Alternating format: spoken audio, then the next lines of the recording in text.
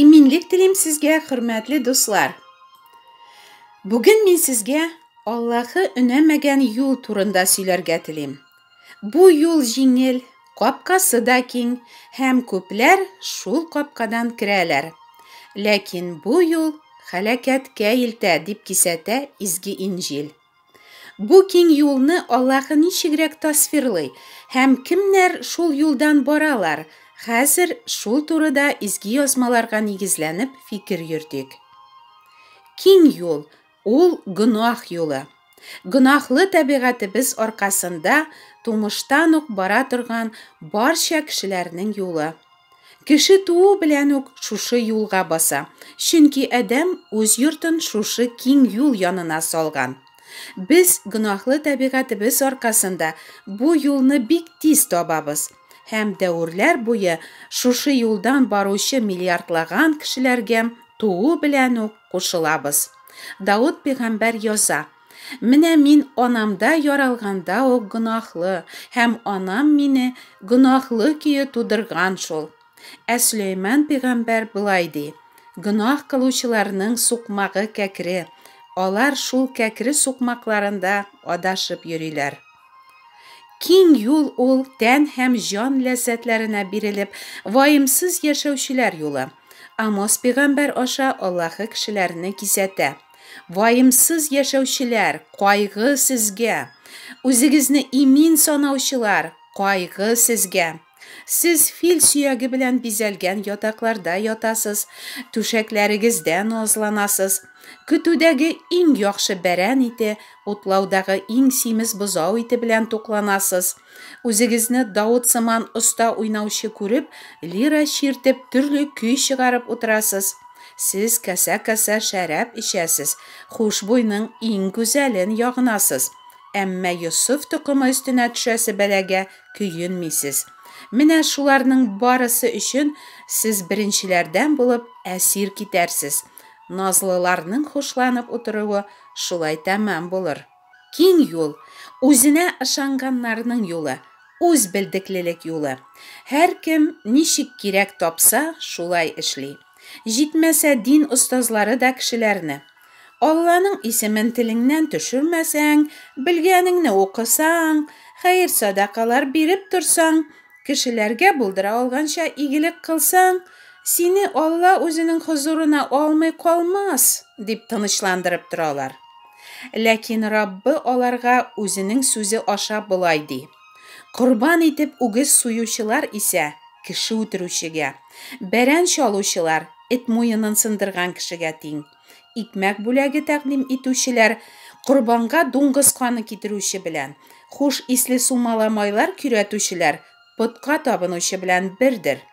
O'z yo'llarin olar o'zlari soylaganlar, o'zlarining jirangish narsalaridan rahatlik tobalar. Men de o'z yo'limni soylayim, olarni jazoga tortam, qutlarin olirliq narsalar jibaram, chunki men chaqirganda hech kim javob bermadi, men dashganda hech kim tinglamadi. Olar menim ko'z oldimda yovuz amallar qildilar, men unamagan yo'lni soyladilar.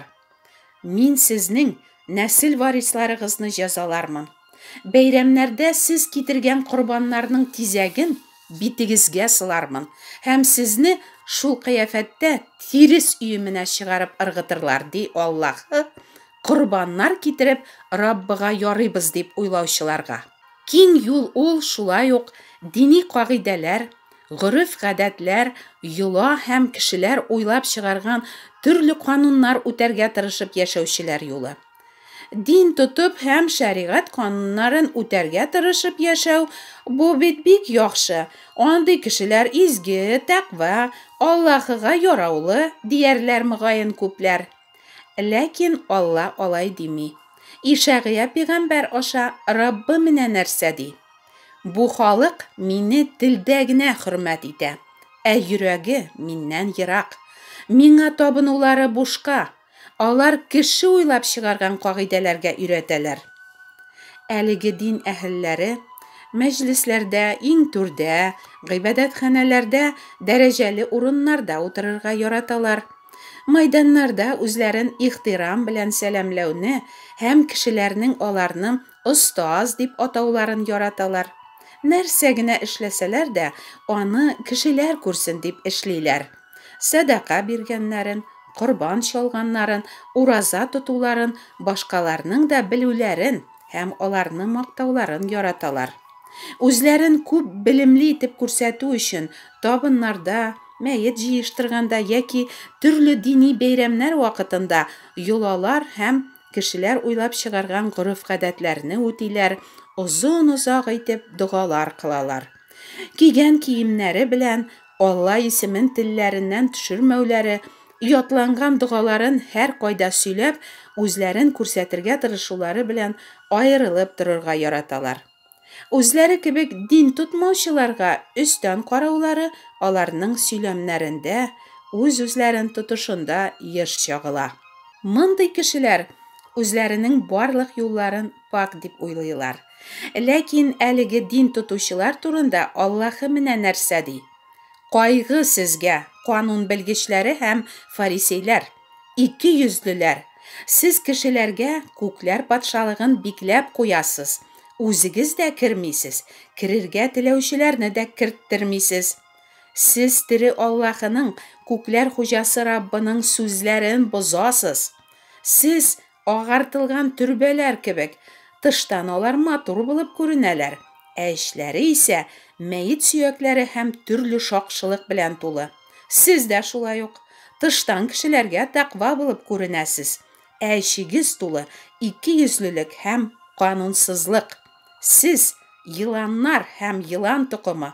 Сез җәһәннәм хөкеменнән ничек качарга уйлыйсыз? Шуңа күрә мин сезгә пәйгамбәрләрне, акыл ияләрен һәм канун белгечләрен җибәрәм. Берәүләрен сез үтерерсез, хашка кадакларсыз, башкаларын гыйбадәтханәләрдә камчылатып, шәһәрдән шәһәргә куарсыз. Шулай итеп, бөтен тақваларның җирдә түгелгән каны башыгызга төшәчәк. Мондый ялган пәйгамбәрләрне Гайса танырга өйрәтә. Яныгызга сарык тиресе ябынып килүче ялган пәйгамбәрләрдән сакланыгыз. Тире ябынган йырткыч бүреләр алар. Сез аларны җимешләренә карап танырсыз. Күгән куагыннан йөзем, тигәнәктән инҗир җыялармыни? Менә шулай. Яхшы агач яхшы җимеш бирә, ә начар агач начар җимеш бирә. Яхшы агач начар җимеш бирә алмый, һәм начар агач яхшы җимеш бирә алмый. Яхшы җимеш бирми торган һәр агачны кисеп утка ташлыйлар. Шулай итеп, ялган пәйгамбәрләрне җимешләренә карап танырсыз. Бу киң юл адашу һәм кешеләрне дә адаштыру юлы. Киң юл ул кешеләр хуплый торган юл. Бу юлдан баручыларны эзәрлекләмиләр. Дөнья да, шайтан да аларга каршы килми. Киресенчә, күп кешеләр шул ике йөзле дин әһелләрен өйләренә чакырып, аш табыннары әзерлиләр, дугалар укыталар, аларны хөрмәтлиләр, аларга хәерләр бирәләр.